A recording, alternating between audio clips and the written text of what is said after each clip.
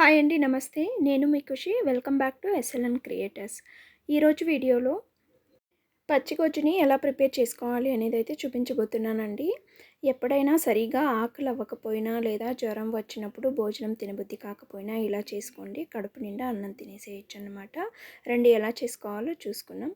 ఒక mixing bowl తీసుకొని అందులోకి చింతపండు యాడ్ చేసుకొని క్వాంటిటీకి తగ్గట్టుగా వాష్ చేసి తీసుకోవాలండి. ఒక 2 టైమ్స్ వాష్ చేసుకున్న ఈ చింతపండులోకి రుచికి తగ్గట్టుగా రాళ్ళు ఉప్పు వేసుకొని క్వాంటిటీకి తగ్గట్టుగా వాటర్ యాడ్ చేసుకొని మనం క్లోజ్ చేసుకొని 1 అవర్ పాటు నానబెట్టుకోవాలన్నమాట.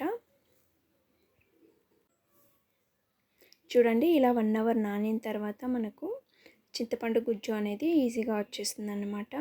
గుజ్జును మొత్తం ఇలా తీసుకొని పిప్పిని పక్కన పడేయాలన్నమాట. ఇలా నీట్గా మొత్తం తీసేసుకోవాలి.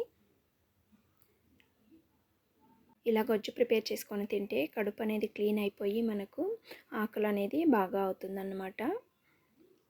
ఇలా మనం గుజ్జు తీసుకున్న తర్వాత పక్కన పెట్టేసుకొని ఇలా నేను ఇక్కడైతే ఒక వెల్లుల్లిపాయ మొత్తం తీసుకొని పొట్టు తీసుకొని ఇలా మనం కచ్చపచ్చగా దంచుకోవాలన్నమాట. దంచుకున్న తర్వాత మనము చింతపండు గుజ్జులోకి ఈ వెల్లుల్లిపాయలు మొత్తం యాడ్ చేసేసుకొని నీట్గా కలిపేసుకోవాలన్నమాట. కలిపేసుకున్న తర్వాత మనకు స్పైసీనెస్కి తగ్గట్టుగా పచ్చిమిర్చీలు తీసుకొని కచ్చాపచ్చాగా దంచుకోవాలండి.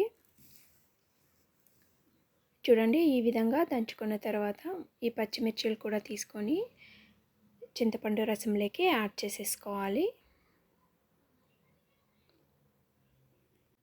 ఇలా యాడ్ చేసుకున్న తర్వాత ముందుగా మనము చిన్నగా కట్ చేసి పెట్టుకున్న ఆనియన్ ముక్కలు అలాగే చిన్నగా కట్ చేసి పెట్టుకున్న కొత్తిమీరని యాడ్ చేసుకొని నీట్గా ఇంకొకసారి కలిపేసుకొని మనకు స్పైసీనెస్కి కానీ ఉప్పు కానీ తక్కువ ఉంటే చెక్ చేసుకొని ఇప్పుడు వేసుకొని ఇంకొకసారి కలిపేసుకుంటే మనకు టేస్ట్ సరిపోతుందన్నమాట.